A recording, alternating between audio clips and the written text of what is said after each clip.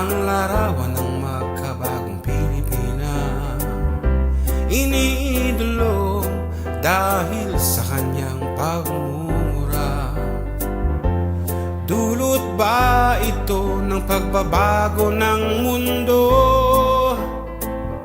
Semplang ba o ayos lang sa'yo? Oo na, estilo daw ng kanyang paglalako, at marami ang naaaliw dito. Dati-rati ang murahin kay dinedemanda mo. Bakit ngayon pinapa-shout out nyo? Kung sa bagay ay wala siyang tinatapakang tao, at kung ayaw mo ay huwag mong panoorin ito. Madam Inuts, ano nga ba ang meron sa'yo? Di ka gandahan, di ka talinuhan, wala sa katinoan, pero makatotohanan.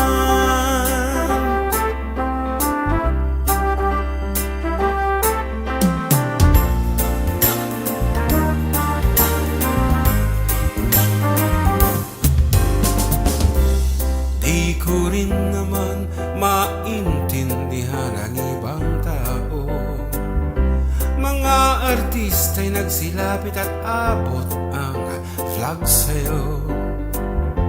Ginagamit ka ba o sadyang natutuwa sa'yo?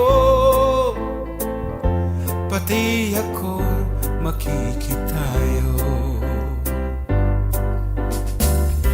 Madam Inuts, inutil na nga ba ang ibang tao? Nag-aabang ng pang-chicha na galing sa'yo, pero hindi dahil natutuwa lang sa iyo. Diyan din nanalo ang ating Pangulo. Kung sa bagay ay wala kang tinatapakang tao, at kung ayaw nyo ay huwag nyong pakinggan ito. Madam Inuts, ano nga ba ang meron sa'yo? Di ka gandahan, di ka talinuhan, wala sa katinoan,